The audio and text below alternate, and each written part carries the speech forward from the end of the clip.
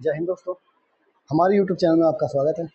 और आज हम लोग पढ़ने वाले हैं रसायन विज्ञान के कुछ महत्वपूर्ण प्रश्नों के बारे में, जो कि आगामी परीक्षाओं के लिए बहुत ही महत्वपूर्ण होगा।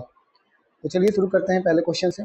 पहला क्वेश्चन हमारा है कि 100 डिग्री सेल्सियस पर 100 डिग्री सेल्सियस पर पानी की अवस्था क्या होती है। ठीक है, तो आपसे ये पूछा जा रहा है कि 100 डिग्री सेल्सियस पे पानी की अवस्था होती क्या है। ठीक है, अगर हम 100 डिग्री सेल्सियस की बात करते हैं, ठीक है, 100 डिग्री सेल्सियस की बात करें तो 100 डिग्री सेल्सियस पर क्या होता है, पानी का क्वथनांक, ठीक है ना, पानी का क्वथनांक, या फिर कह सकते हैं पानी का जो बॉइलिंग पॉइंट होता है वो कितना होता है, वो होता है 100 डिग्री सेल्सियस पर।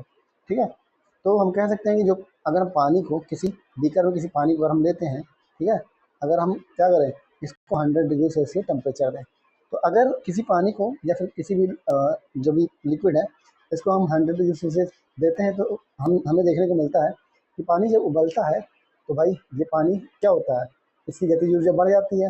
ठीक है, और क्या होता है कि यहाँ से वाष्प निकलने लगता है। ठीक है, क्या निकलने लगता है, वाष्प निकलने लगता है।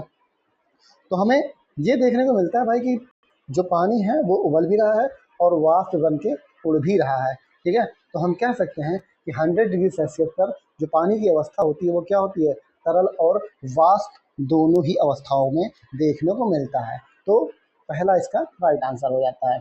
चलिए अगले क्वेश्चन पे आते हैं। अगला क्वेश्चन हमारा है,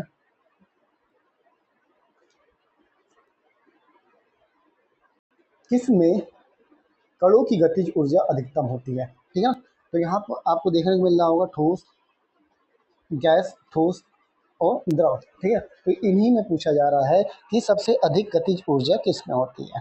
ठीक है, तो जैसा कि आप सभी को पता होगा कि भाई जो मैटर होते हैं, पदार्थ होते हैं, उनमें क्या होता है, गतिज ऊर्जा होती है। ठीक है ना, चाहे ठोस हो, चाहे द्रव हो, चाहे गैस हो, सभी में क्या होती है, गतिज ऊर्जा होती है। ठीक है, बशर्ते कि तीनों में किसी में ज़्यादा होता है और किसी में कम होता है। तो यहाँ पे क्या पूछ रहा है, अधिकतम। अगर अधिकतम की बात करते हैं तो भाई गैस की बात करते हैं हम लोग। ठीक है, गैस, गैस में सबसे अधिक गतिज ऊर्जा होती है। ठीक है, गैस में सबसे अधिक होती है। उसके बाद बात करें द्रव की, ठीक है, फिर किसमें होता है, द्रव में होता है। और सबसे कम जो होती है वो होता है ठोस में होता है। इसमें होता है, ठोस में होता है। ठीक है, तो ये इसका सीक्वेंस है। सबसे अधिक गतिज ऊर्जा किसकी हो जाएगी, गैस की हो जाएगी। फिर किसकी हो जाएगी, आपकी द्रव की होगी। और सबसे कम किसमें हो जाएगा, ठोस का हो जाएगा। ठीक है ना, इसका हो जाएगा ठोस का। चलिए नेक्स्ट क्वेश्चन पे आते हैं। अगला क्वेश्चन, अगला क्वेश्चन है, निम्नलिखित में से किसका सामान्य तापमान पर सबसे अधिक घनत्व होता है। ठीक है ना, नॉर्मल टेम्परेचर। ठीक है ना, या फिर कह सकते हैं कि अगर आपसे पूछा जाता है यहाँ पे क्या सामान्य तापमान, या फिर कभी कभी इसी क्वेश्चन को पूछा जाता है कि भाई कमरे के तापमान पर। ठीक है ना, तो कमरे का तापमान मतलब क्या होता है, नॉर्मल टेम्परेचर। ठीक है ना, जो उस समय का नॉर्मल टेम्परेचर होता है उसकी बात होती है। ठीक है, तो यहाँ क्या पूछ रहा है, सबसे अधिक घनत्व होता है। ठीक है ना, घनत्व सबसे अधिक किसका होगा, डीजल का, पानी का, सरसों का तेल का। ठीक है ना, तो घनत्व की अगर बात करते हैं कि कोई भी अगर लिक्विड है, ठीक है ना, तो उसके आयतन में उसका जो घनत्व होगा वो सबसे ज़्यादा किसका हो। ठीक है, यह भी कह सकते हैं कि भाई किसी भी लिक्विड का, ठीक है, उसका थिकनेस से अगर देखें कि भाई कौन सा सबसे ज़्यादा थिक होता है। ठीक है, तो यहाँ पे हम डीजल की बात करें, पानी की बात करें, सरसों की बात करें, तो यहाँ पे अगर हम बात करते हैं इन तीनों में, तो सबसे अधिक जो घनत्व हो जाएगा वो किसका हो जाएगा, पानी का हो जाएगा। ठीक है ना, किसका घनत्व हो जाएगा, पानी का हो जाएगा। ठीक है ना, इसी वजह से अगर आप देखोगे कि जो सरसों का तेल होता है वो पानी के ऊपर तैरता है, और डीजल भी क्या होता है, पानी के ऊपर तैरता है। किस वजह से, क्योंकि पानी का जो घनत्व होता है वो अधिक होता है। ठीक है ना, चलिए अगले क्वेश्चन पे आते हैं। अगला क्वेश्चन है, ब्रह्मांड में, ठीक है ना, ब्रह्मांड में पदार्थ किस अवस्था में सबसे प्रचुर मात्रा में पाया जाता है। अब ब्रह्मांड की बात हो रही है, ठीक है ना, पृथ्वी की बात करता तो अलग आंसर होता, यहाँ पे बात हो रही ब्रह्मांड की। अब ब्रह्मांड के बारे में बात करते हैं तो भाई ब्रह्मांड में क्या आता है, भाई ग्रह भी आते हैं, उपग्रह भी आते हैं, ठीक है ना, और तारे भी आते हैं। ठीक है ना, तो अगर हम बात करें कि भाई ब्रह्मांड की, यहाँ पे आपको तारे जो होंगे बहुत ज़्यादा दिखाई देते होंगे। ठीक है ना, अनगिनत तारे होते हैं, कितने, अनगिनत तारे। अब भाई तारों की संख्या अधिक होगी तो जो तारा होता है वो कैसा नेचर का होता है, वो गर्म होता है। ठीक है ना, और तारों में सूर्य की बात करते हैं तो सूर्य भी क्या है, तारा है। और सूर्य में देखा जाए तो सबसे अधिक क्या पाया जाता है, प्लाज्मा पाया जाता है। क्या पाया जाता है, प्लाज्मा। उसी तरीके से जो तारे हैं, तारों के अंदर क्या पाया जाता है, वो प्लाज्मा पाया जाता है, ठीक है ना।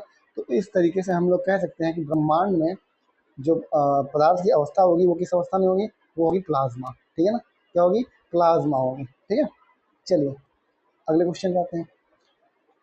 नेक्स्ट क्वेश्चन की अगर बात करते हैं तो नेक्स्ट क्वेश्चन हमारा कह रहा है कि पदार्थ के बारे में निम्नलिखित में से कौन सा कथन गलत है, ठीक है ना। पदार्थ के बारे में बात करते हैं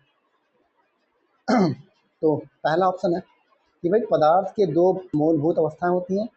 पदार्थ परमाणु और अणुओं नामक कणों से मिलकर बना होता है। ब्रह्मांड में सब कुछ पदार्थ और ऊर्जा से बना है, ठीक है ना। और उपयुक्त में से एक से अधिक, या फिर जो आपका लास्ट ऑप्शन है इनमें से कोई नहीं। अगर हम लोग पदार्थ के बारे में बात करते हैं, मैटर के बारे में बात करते हैं, तो पदार्थ जो होते हैं मुख्यतः मुख्यतः कितने प्रकार के होते हैं, तीन प्रकार के, मुख्यतः तीन प्रकार के होते हैं, ठीक है ना। और अगर कहा जाए कि कितने अवस्थाओं के बारे में जो वैज्ञानिकों ने इसकी खोज कर रखी है, तो वो 5 अवस्थाएं होती हैं, ठीक है ना। मूलतः जो होते हैं मुख्य रूप से ठोस, द्रव और गैस होते हैं, ठीक है ना। ठोस, द्रव और गैस होते हैं। और चौथी और पांचवी जो अवस्था होती है इसकी, एक तो बोस कंडेंसेट होता है और पांचवी अवस्था होती है प्लाज्मा की, ठीक है ना। तो ये 5 अवस्थाएं देखने को मिलती हैं।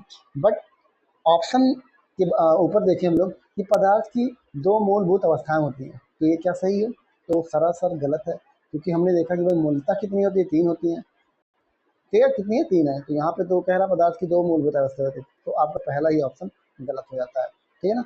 और बाकी के 2 ऑप्शन आपके सही है। चलिए अगले क्वेश्चन पे आते हैं। अगला क्वेश्चन है, निम्नलिखित माध्यमों ठोस, द्रव और गैस को उनके माध्यम से ध्वनि की गति के अवरोही क्रम में व्यवस्थित करें, ठीक है ना। अवरोही क्रम में आपको बताना है और ये बताना है कि जो ध्वनि की गति होती है वो किनमें सबसे अधिक है और सबसे कम होती है, ये आपको ज्ञात होना चाहिए, ठीक है ना। अगर हम लोग बात करें कि ध्वनि की गति सबसे अधिक किसमें होती है और सबसे कम किसमें होती है, ठीक है ना। तो ध्वनि की गति की बात करते हैं तो सबसे अधिक किसमें होता है, ठोस में, ठीक है ना। ध्वनि की जो गति होती है सबसे अधिक किसमें होती है, ठोस में होती है। फिर किसमें होती है, द्रव में होती है। और फिर सबसे कम गैस में होती है, ठीक है। यहाँ पे अवरोही क्रम की बात हो रहा है। अवरोही का मतलब बढ़ते से घटते क्रम, ठीक है ना, बढ़ते से घटते, ठीक है। बढ़ते से घटते मतलब सबसे अधिक किसमें होगा, तो सबसे अधिक ठोस में, फिर द्रव, फिर गैस। तो पहला ही ऑप्शन यहाँ पे देखने को आपको मिल जाएगा, पहला ऑप्शन आपका सही हो जाएगा, ठोस, द्रव और गैस। अगले क्वेश्चन पे आते हैं। अगला क्वेश्चन है, संघनन परिवर्तन की प्रक्रिया है, ठीक है ना। जो संघनन है वो परिवर्तन की कौन सी प्रक्रिया कहलाती है। पहला ऑप्शन की बात करें कि तरल के अर्धतरल में परिवर्तित होना संघनन कहलाता है, या फिर बात करें वाष्प के द्रव में परिवर्तन, या फिर वाष्प के ठोस में परिवर्तन। अगर संघनन की बात करते हैं तो संघनन क्या होता है, वाष्प के द्रव में परिवर्तन, ठीक है। वाष्प का द्रव में बदलना ही क्या कहलाता है, संघनन कहलाता है, ठीक है। तो यहाँ पे ऑप्शन नंबर 2 सही हो जाएगा। चलिए अगले क्वेश्चन पे आते हैं। अगला क्वेश्चन है, निम्नलिखित में से कौन सा भौतिक परिवर्तन है, ठीक है। तो यहाँ पे भौतिक परिवर्तन की बात हो रही है। इससे पहले हमें ये जानना होगा कि भौतिक परिवर्तन होता क्या है, ठीक है। और फिर रसायन परिवर्तन, रासायनिक परिवर्तन। अगर भौतिक परिवर्तन की बात करें तो भौतिक परिवर्तन में होता यह है कि कोई भी वस्तु, कोई भी तत्व, अगर उसमें कोई परिवर्तन हो रहा है, ठीक है ना, कोई परिवर्तन हो रहा है, तो वो क्या होता है कि अपने परिवर्तन में वापस आ जाती है। भौतिक परिवर्तन में होता क्या है, कोई भी वस्तु है, ठीक है ना, ये वस्तु किसी में परिवर्तित हुआ और दोबारा से उसी में वापस आ जाए। या फिर कह सकते हैं कि कोई भी वस्तु में जब परिवर्तन हो तो वो पुनः अपनी अवस्था में आ जाए, तो वही क्या कहलाती है, भौतिक परिवर्तन कहलाती है। क्या कहलाता है, भौतिक परिवर्तन। रासायनिक परिवर्तन में उसका उल्टा होता है। रासायनिक परिवर्तन में होता यह है कि कोई भी तत्व, कोई भी पदार्थ वो अपनी अवस्था को बदल लेता है, ठीक है ना, वो अपनी अवस्था को बदल लेता है और पुनः अपनी अवस्था में नहीं आता है, ठीक है ना, पुनः अपनी अवस्था में ना आए, वो क्या कहलाता है, रासायनिक परिवर्तन, ठीक है। भौतिक परिवर्तन की अगर बात करें भाई, हमने क्या कहा कि जो अपनी अवस्था में वापस आ जाए, जैसे कि पानी से बर्फ बनना, पानी से बर्फ बनना, ठीक है ना। पानी से बर्फ बना और बर्फ जब पिघलेगा तो फिर पानी में आ जाएगा, ठीक है, किसमें आ जाएगा, पानी में। तो आपका यही क्या है, भौतिक परिवर्तन है। रासायनिक परिवर्तन की बात करते हैं। अगर रासायनिक परिवर्तन की बात करें भाई, दूध से दही बनना, ठीक है, क्या होगा, दूध से दही, दूध से दही। अगर हम कहें कि भाई दूध से दही बना, तो क्या दही से दूध दोबारा बनेगा, तो ये इम्पॉसिबल है, ठीक है। तो ये आपका हो गया रासायनिक परिवर्तन। क्या हो गया, रासायनिक परिवर्तन। अब हमें यहाँ पे ज्ञात क्या करना है कि भाई पूछा ये जा रहा है कि कौन सा भौतिक परिवर्तन है, ज्वालामुखी विस्फोट, बर्फ का पिघलना, दही का निर्माण, ठीक है। तो भाई भौतिक परिवर्तन की बात की, अभी हमने बताया कि बर्फ का पिघलना, ठीक है, बर्फ का पिघलना क्या है आपका, भौतिक परिवर्तन, ठीक है। बर्फ पिघला पानी बना, ठीक है ना, ये क्या है, बर्फ है, बर्फ है, और बर्फ से पानी बन गया, और फिर पानी को हम बर्फ बना सकते हैं, ठीक है। तो यही क्या है, भौतिक परिवर्तन है। ज्वालामुखी का विस्फोट, ये क्या है, रासायनिक परिवर्तन है, ठीक है ना। दही का निर्माण, ये भी क्या है, रासायनिक परिवर्तन है। चलिए अगले क्वेश्चन पे आते हैं। निम्नलिखित में से कौन सा अम्ल विटामिन भी है, ठीक है ना, कौन सा अम्ल विटामिन भी है। तो अगर हम लोग बात करें एस्कॉर्बिक अम्ल की, एस्कॉर्बिक अम्ल, ठीक है ना, एस्कॉर्बिक अम्ल को क्या कहते हैं, विटामिन सी कहते हैं। क्या कहते हैं, विटामिन सी, ठीक है। तो विटामिन सी जो है ये क्या है, एक अम्ल भी है, या फिर कह सकते हैं कि ये एस्कॉर्बिक अम्ल क्या है, विटामिन सी का रूप है, ठीक है। तो आपका नंबर 2 यहाँ पे राइट आंसर हो जाएगा। चलिए अगले क्वेश्चन पे आते हैं। निम्नलिखित में से सबसे मजबूत अम्ल कौन सा है, ठीक है ना, सबसे मजबूत अम्ल कौन सा है, ठीक है ना। तो यहाँ पे देखिए, पहला HCl, फिर HClO3, फिर HNO3, ठीक है। तो यहाँ पे अगर हम बात करते हैं HCl की, ठीक है, HCl क्या है, सबसे मजबूत अम्ल माना जाता है। देखिए, अगर हम लोग अम्ल और क्षार की बात करें तो हम अम्ल और क्षार कैसे पता करते हैं, ठीक है। ये क्या है, पीएच स्केल, इसको बोलते हैं पीएच स्केल, पीएच स्केल, जिस पे अगर हम बात करें 0 से 14 तक, ठीक है ना, इस पर कितनी वैल्यूज होती हैं, 0 से 14 तक होती हैं। और 7 जो होता है ये न्यूट्रल होता है, ये कहलाता है उदासीन, क्या कहलाता है, उदासीन, ठीक है ना। तो 0 से 7 के बीच में जो वैल्यूज आती हैं वो होती हैं अम्ल, वो क्या कहलाते हैं, अम्ल कहलाता है, ठीक है ना। 0 से 7 के बीच में जिसका भी पीएच वैल्यू होगा वो अम्ल कहलाएगा, और 7 से 14 के बीच जो हो जाएगा वो क्या कहलाएगा, आपका क्षार कहलाएगा, या फिर बेस कहलाएगा, ठीक है ना। तो देखिए यहाँ से कई क्वेश्चन पूछने को मिल सकता है आपको कि भाई जो पीएच स्केल होता है वो कहाँ से कहाँ तक होता है, तो 0 से 14 तक होता है, ठीक है। 0 से 7 के बीच में जो वैल्यूज होती हैं वो अम्ल कहलाती हैं, और 7 से 14 के बीच में जो होती हैं वो क्षार कहलाते हैं, ठीक है। और 7 क्या होता है, उदासीन होता है। और पानी जो होता है उसका पीएच वैल्यू क्या होता है, 7 होता है, ठीक है ना। उसी तरीके से नमक की बात करें तो नमक भी क्या होता है आपका, नमक भी आपका उदासीन है, ठीक है ना, और इसकी पीएच वैल्यू कितनी है, 7 है, ठीक है। तो इतना आपको ध्यान रखना है। चलिए नेक्स्ट क्वेश्चन पे आते हैं।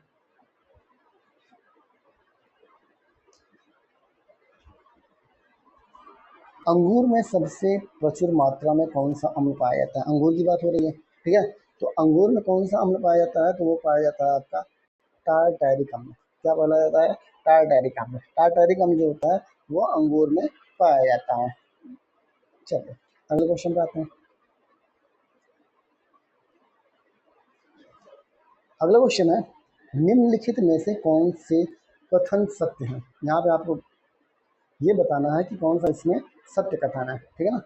तो पहला कह रहा है कि अम्ल स्वाद में खट्टे होते हैं, और दूसरा कह रहा है क्षारक जो होते हैं स्वाद में कड़वे होते हैं, ठीक है। तो अगर हम लोग अम्ल की बात करें तो क्या, अम्ल जो होते हैं वो स्वाद में कैसे होते हैं, खट्टे होते हैं। कैसे होते हैं, खट्टे होते हैं। तो जितने भी हमने अभी बात की अम्ल की, तो अम्ल क्या होता है, 0 से 7 के बीच में जो वैल्यूज आती हैं, जो पीएच वैल्यूज आती हैं उनको क्या कहते हैं, अम्ल कहते हैं। ये कैसे होंगे, स्वाद में खट्टे होंगे, पहला राइट आंसर हो जाएगा। और जो क्षार होते हैं वो कैसे होते हैं, कड़वे, तो ये भी आपका राइट आंसर है। तो आपका पहला ही सही हो जाएगा, 1 और 2 दोनों ही सही हो जाएंगे। चलिए अगले क्वेश्चन पे आते हैं।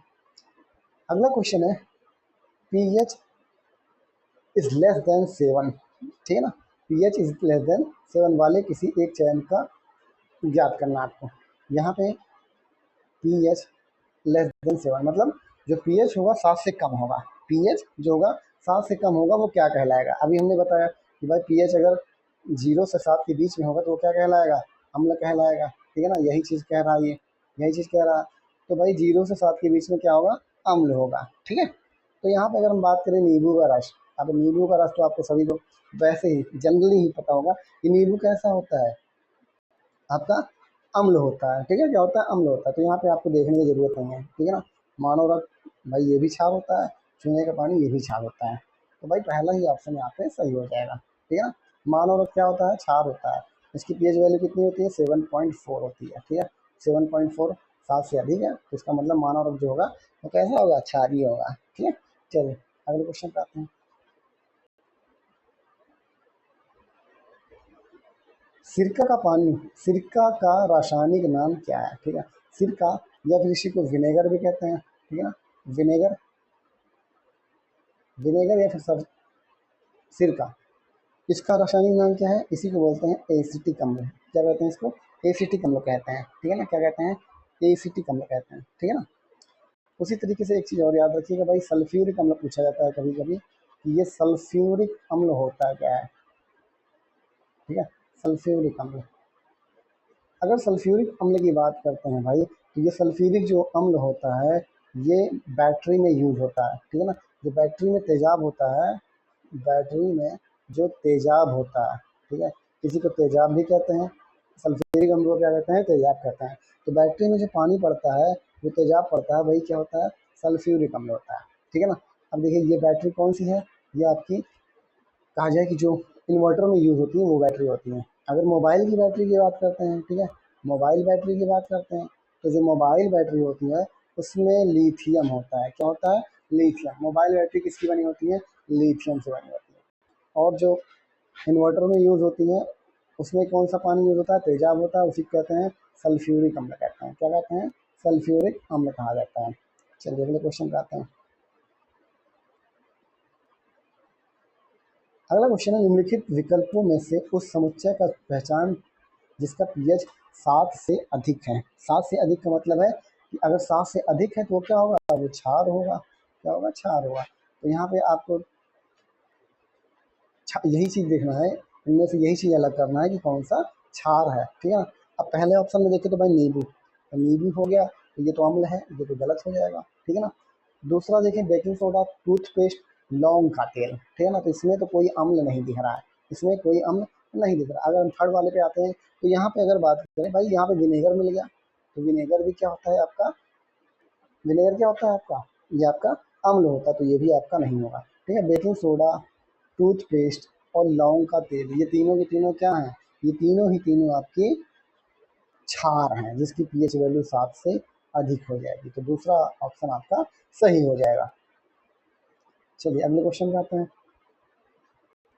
मानव के अमाशय में निम्नलिखित में से कौन सा अम्ल पाया जाता है? तो मानव के अमाशय में क्या पाया जाता है? मानव के अमाशय में आपको हाइड्रोक्लोरिक अम्ल देखने को मिलता है। ठीक है ना, क्या होता है? HCl। ठीक है ना, मानव के शरीर में क्या पाया जाता है? HCl पाया जाता है। चलिए अगले क्वेश्चन पे आते हैं।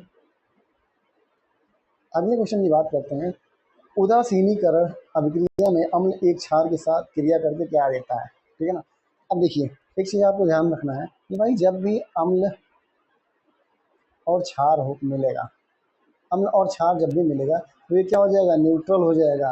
क्या हो जाएगा? उदासीन आपको प्राप्त होगा। और उदासीन क्या होता है? सेवन होता है।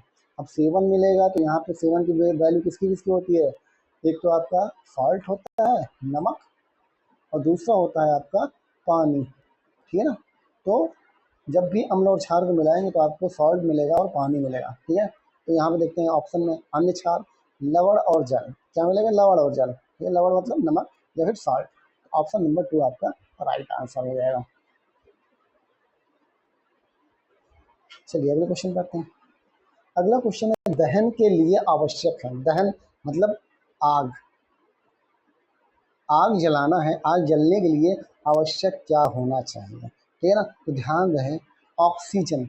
बिना ऑक्सीजन की आपके आग नहीं लगेगी, दहन नहीं होगा। ठीक है ना, तो अगर आप प्रैक्टिकली भी कभी देखो तो कभी लालटेन में, या लालटेन जो होती है, लालटेन को जब भी आग लगाई जाती है, जब वो दिया जलता है तो उसमें एक कांच का शीशा लगा होता है और ऊपर क्या होता है, एक ढक्कन लगा जाता है। तो इसी ढक्कन में देखोगे ना कुछ इस तरीके से होल बने होते हैं। ये होल किस लिए होता है, ताकि यहाँ इसको ऑक्सीजन मिले। अगर इसको होल को अगर बंद कर दिया जाए तो लैंप में बहुत कम ऑक्सीजन जाएगा, और बहुत कम ऑक्सीजन जाएगा तो क्या होगा, रोशनी कम होगा। ठीक है ना। तो भाई दहन के लिए आवश्यक क्या है, ऑक्सीजन। ठीक है ना, क्या है, ऑक्सीजन है। चलिए नेक्स्ट क्वेश्चन पे आते हैं। चलिए देखते हैं अगला क्वेश्चन। ग्रेफाइट किसका एक अपर रूप है। ग्रेफाइट, ग्रेफाइट की बात हो रही है तो ग्रेफाइट जो होता है वो कार्बन का एक अपर रूप है। किसका, कार्बन का एक अपर रूप है। अगर ग्रेफाइट की बात करते हैं तो ये कैसा तत्व है, ये एक अधातु है। क्या है, अधातु। बड़े एक चीज ध्यान रहे, अधातु के होने के साथ साथ ग्रेफाइट एक तरीके से अपवाद है, क्योंकि जो अधातु होते हैं वो विद्युत के कुचालक होते हैं। क्या होते हैं, बैड कंडक्टर होते हैं। ठीक है ना, बैड कंडक्टर होते हैं, बैड कंडक्टर होते हैं। बट अगर हम बात करें ग्रेफाइट की, तो ग्रेफाइट एक अकेला ऐसा नॉन मेटल है जो इलेक्ट्रिक का क्या है, कंडक्टर। ठीक है ना, क्या है, सुचालक है। ठीक है, क्या है, सुचालक। इस बात को ध्यान रखना है आपको, इम्पोर्टेंट है ये चीज़। इसीलिए इम्पोर्टेंट बनता है क्योंकि एक तरीके का ये अपवाद है। क्यों, क्योंकि जो अधातु होते हैं वो विद्युत के कुचालक होते हैं, बट इकलौता ऐसा ग्रेफाइट है जो क्या है, इलेक्ट्रिक का सुचालक है, विद्युत का सुचालक है। ठीक है ना।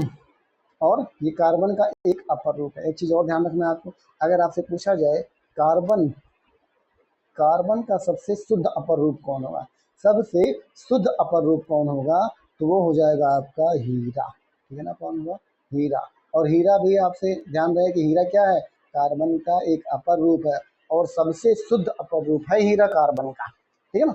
चलिए अगले क्वेश्चन पे आते हैं। अगला क्वेश्चन, निम्नलिखित में से किस स्थिति में भौतिक और रासायनिक के दोनों परिवर्तन होते हैं। अभी कुछ देर पहले हमने एक क्वेश्चन देखा, भौतिक परिवर्तन क्या होते हैं और रासायनिक परिवर्तन क्या होते हैं। अब यहाँ पे किसी, कोई एक ऐसी स्थिति है जिसमें आपको भौतिक और रासायनिक दोनों ही परिवर्तन देखने को मिलेगा। तो वो परिवर्तन की बात करते हैं भाई, क्या वो मोमबत्ती का जलना होगा, पानी का जमना होना, या खाने का पकना होगा। ठीक है ना, अगर खाने के पकने की बात होती है तो भाई ये आपका रासायनिक परिवर्तन हो गया। ठीक है ना, खाना का पकना, खाना पकने का यहाँ पे देखिए, अगर पकने की बात हो ना, कुछ भी पकाया जाए, कुछ भी अगर पकाते हैं हम लोग तो उसकी अवस्था चेंज हो जाती है। ठीक है ना, पकाने का मतलब उबालना। ठीक है ना, उबालना ही होगा, कोई भी चीज़ उबलेगा तभी पकेगा। तो भाई अगर हम आलू की बात करें, किसी भी सब्जी की बात करते हैं, अगर इसको उबाल देते हैं तो कच्चा आलू था, तो जब उबलेगा, उबलेगा तो क्या हो जाएगा, पक जाएगा। क्या ऐसा पॉसिबल है कि पका हुआ आलू कच्चे आलू में परिवर्तित हो जाए, तो बिल्कुल गलत है। ठीक है, तो भाई जो परिवर्तन किसी चीज़ में, किसी तत्व में परिवर्तन हो जा रहा है और पुनः अपनी अवस्था में नहीं आया, तो क्या होता है, रासायनिक परिवर्तन होता है। ठीक है, तो ये रासायनिक परिवर्तन हो गया आपका। पानी का जमना, तो पानी का जमना क्या होता है, पानी का जमने का मतलब बर्फ़ बनना और फिर बर्फ़ से पानी आ जाना, तो ये आपका भौतिक परिवर्तन हो गया। यहाँ पे अगला क्वेश्चन है मोमबत्ती का जलना। अब मोमबत्ती का जलना, ठीक है, एक चीज़ यहाँ से देखिएगा कि भाई मोमबत्ती का जलना और मोम का पिघलना ये दोनों अलग चीज़ें हैं। अब कोई मोमबत्ती है, ठीक है ना, एक मोमबत्ती इस तरीके से है, अगर इस मोमबत्ती में मान लीजिए आग लगी, ठीक है ना, मोमबत्ती में आग लगी है, कुछ इस तरीके से ये जल रहा है, तो जलते समय यहाँ पे दो चीज़ें आपको देखने को मिलेंगी। एक तो ये मोमबत्ती कम होती जाएगी, ठीक है ना, मतलब कम हो रही है, तो इसका मतलब क्या है, मोमबत्ती ये उड़ रही है। या फिर कहा जाए कि गैस में परिवर्तित हो जा रही है। ठीक है ना, तो गैस में परिवर्तित होना, मोमबत्ती का कम होना, ये तो क्या हो गया, रासायनिक परिवर्तन। कि भाई जो जो भी मोम पिघल के उड़ गई है तो वो तो वापस आएगी नहीं। ठीक है ना, एक रासायनिक परिवर्तन होगा। बट यहाँ पे एक चीज़ आपको देखने को मिलेगा, मोमबत्ती के जलने के साथ साथ क्या होगी, पिघल भी रही है, पिघल भी रही है। लास्ट में क्या होता है, कुछ मोमबत्ती आपको नीचे देखने को मिल जाती है, वो क्या होती है, पिघल के रह जाती है। तो पिघल के जब रह जाती है तो यही मोमबत्ती क्या होती है, दोबारा से इसकी मोमबत्ती हम दोबारा से बना सकते हैं। ठीक है, तो यहाँ पे दो परिवर्तन आपको देखने को मिला, एक तो जला तो ये गैस में उड़ी, और दूसरा क्या, वो पिघल के रह गई। तो पिघल के रहना भौतिक परिवर्तन, और गैस में बन गया वो क्या है, आपका रासायनिक परिवर्तन। दोनों परिवर्तन देखने को मिला मोमबत्ती के जलने में, ठीक है ना, मोमबत्ती के जलने में आपको दोनों ही परिवर्तन देखने को मिलेगा। चलिए अगले क्वेश्चन पे आते हैं। अगला क्वेश्चन है भाप, अंगार या फिर गैस या वाटर गैस जो होता है इसका मिश्रण क्या क्या होता है, ठीक है ना। तो वाटर गैस का जो मिश्रण होता है वो CO और H2, या फिर कहा जाए कार्बन मोनोऑक्साइड और हाइड्रोजन। कार्बन मोनोऑक्साइड और हाइड्रोजन ये दोनों ही क्या हैं, वाटर गैस के मिक्सचर हैं, ठीक है ना। चलिए अगले क्वेश्चन पे आते हैं। अगला क्वेश्चन, मिल्क ऑफ मैग्नीशिया के नाम से जाना जाता है। मिल्क ऑफ मैग्नीशिया किसे कहते हैं, ठीक है। तो ध्यान रहे, मैग्नीशियम हाइड्रोक्साइड, मैग्नीशियम हाइड्रोक्साइड को मिल्क ऑफ मैग्नीशिया कहा जाता है, ठीक है ना। मिल्क ऑफ मैग्नीशिया किसे कहा जाता है, मैग्नीशियम हाइड्रोक्साइड को कहा जाता है।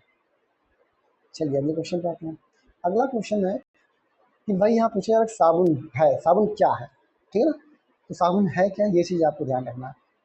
देखिए, तो साबुन की अगर बात करते हैं तो साबुन में उच्च वसा अम्लों के सोडियम और पोटेशियम लवण होते हैं, ठीक है ना। एक तो ध्यान रखना है कि भाई वसा होता है, और वसा कैसा होता है, उच्च होता है। साबुन में वसा कैसे होते हैं, उच्च होते हैं, और अम्लों के साथ के सोडियम और पोटेशियम लवण होते हैं, ठीक है ना। तो ये चीज़ आपको ध्यान रखना है, सोडियम और पोटेशियम के लवण होते हैं, ठीक है ना।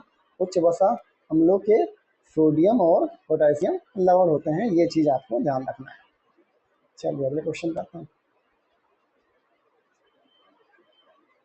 अगला क्वेश्चन है, निम्नलिखित में से किस गैस को उपयोग आंसू गैस के रूप में किया जाता है, या किस गैस, कौन सी ऐसी गैस है जिसका उपयोग हम लोग आंसू गैस के रूप में करते हैं, आंसू गैस, ठीक है ना। तो आंसू गैस के रूप में हम किसका उपयोग करते हैं, तो होती है क्लोरीन गैस। क्या होती है, क्लोरीन गैस। क्लोरीन गैस का यूज़ करते हैं हम लोग आंसू गैस में, ठीक है ना, किसमें, आंसू गैस में यूज़ करते हैं क्लोरीन गैस को। चलिए अगले क्वेश्चन पे आते हैं।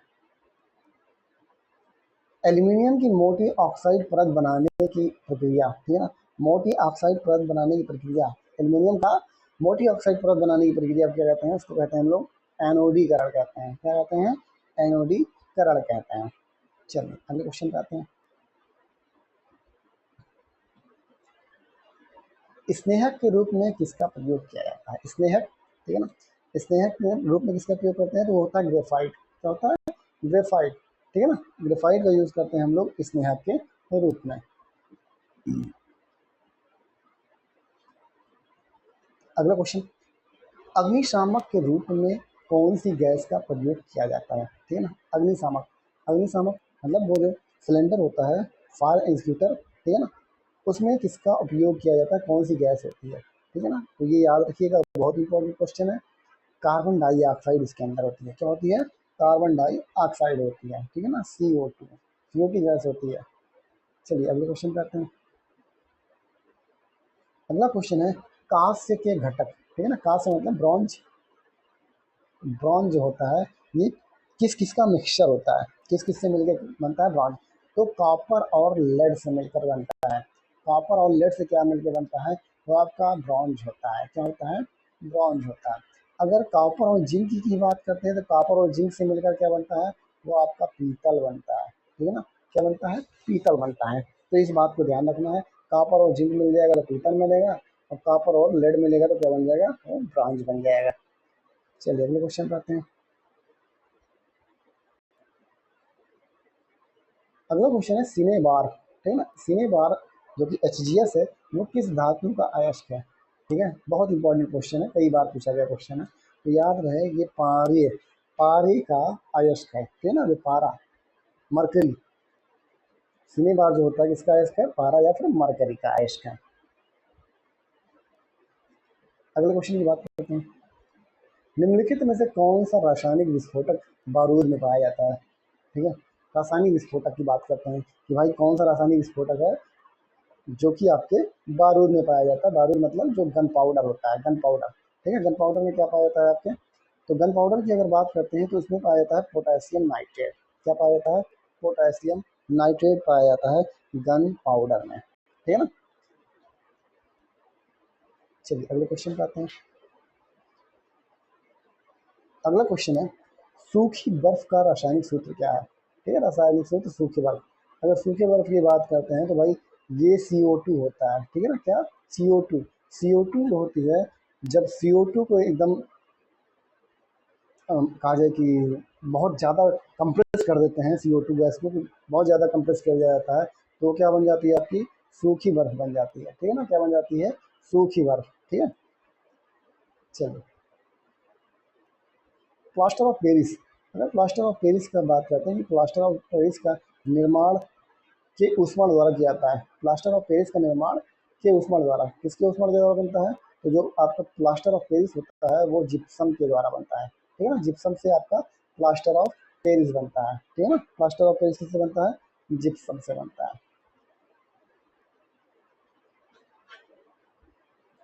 चलिए अगले क्वेश्चन की बात करते हैं। कृत्रिम वर्षा के लिए मेघ बीजन की प्रक्रिया में बादलों किस रसायन का छिड़काव किया जाता है? बादलों में किसका छिड़काव किया जाता है? तो वो होता है सिल्वर आयोडाइड, ठीक है। सिल्वर आयोडाइड से कहा जाए कि कृत्रिम वर्षा कराई जाती है, ठीक है। कृत्रिम वर्षा कराई जाती है सिल्वर आयोडाइड से, ठीक है। चलिए अगले क्वेश्चन पे आते हैं। अगला क्वेश्चन है, उस सोडियम यौगिक का नाम बताइए जिसका उपयोग जल की कठोरता को स्थायी रूप से दूर करने के लिए किया जाता है। तो देखिए, अगर हम बात करें जो जल की कठोरता होती है ना, जल की कठोरता, तो जल की कठोरता दो तरीके से होती है। एक तो स्थायी होती है, एक स्थायी, और दूसरी अस्थायी होती है, ठीक है। स्थायी और अस्थायी। अब अस्थायी कठोरता को हम लोग तो गर्म करके दूर कर सकते हैं। स्थायी कठोरता को पानी को गर्म कर दिया जाए तो इसकी अस्थायी और अस्थायी अस्थायी कठोरता को गर्म पानी से गर्म करके इसको दूर कर सकते हैं। बट जो अस्थायी कठोरता होती है, तो स्थायी कठोरता को दूर करने के लिए हम लोग सोडियम कार्बोनेट का यूज़ करते हैं। और सोडियम कार्बोनेट को ही क्या बोला जाता है? धावन सोडा कहते हैं। क्या कहते हैं? धावन सोडा कहते हैं, ठीक है। धावन सोडा को क्या कहते हैं? Sodium carbonate. और यहीं पे अगर बाई लग जाता ना, सोडियम बाई कार्बोनेट, ठीक है, क्या होता? Sodium by carbonate. Sodium by carbonate की बात करते हैं तो ये क्या होता है आपका खाने वाला सोडा या फिर बेकिंग सोडा। बेकिंग सोडा, वो उसका नाम क्या होता है? Sodium by carbonate. चलिए अगले क्वेश्चन पे आते हैं। अगला क्वेश्चन है, घरों में खाना पकाने के लिए उपयोग की जाने वाली तरल पेट्रोलियम गैस क्या होती है? जो लिक्विड होता है, जो घरों में एलपीजी यूज़ होती है, जो सिलेंडर्स यूज़ होते हैं, उसमें क्या होता है, ठीक है ना। एलपीजी, सबसे पहले आपको एलपीजी का फुल फॉर्म याद रखना है कि भाई एलपीजी का फुल फॉर्म होता क्या है। एलपीजी का फुल फॉर्म होता है लिक्विफाइड पेट्रोलियम गैस, ठीक है ना। क्या होता है? Liquefied petroleum gas. अब लिक्विफाइड पेट्रोलियम गैस में पाई क्या जाती है? तो उसमें प्रोपेन और ब्यूटेन पाई जाती है, ठीक है। क्या पाई जाती है? प्रोपेन और ब्यूटेन से मिलकर एलपीजी बनता है। तो एक क्वेश्चन यहाँ से और भी ध्यान रखिएगा कि जो एलपीजी होती है, एलपीजी में जो सुगंध आती है, ठीक है ना, जो स्मेल आती है, जो सुगंध आती है, वो सुगंध किसके कारण आती है? ठीक है, वो किसके आती है? मरकप्टेन द्वारा, ठीक है ना। किसके द्वारा? मरकप्टेन। मरकप्टेन गैस होती है, मरकप्टेन के द्वारा सुगंध आती है एलपीजी गैस में, ठीक है ना। चलिए, तो देखिए, तो आज आज के लिए इतना ही। कल हम लोग मिलेंगे फिर एक नए वीडियो में, और केमिस्ट्री के और भी बहुत सारे महत्वपूर्ण प्रश्नों को हम लोग यहाँ पे कवर करेंगे, ठीक है। तो तब तक के लिए सभी को गुड नाइट। मिलते हैं अगले वीडियो में। थैंक यू सभी को।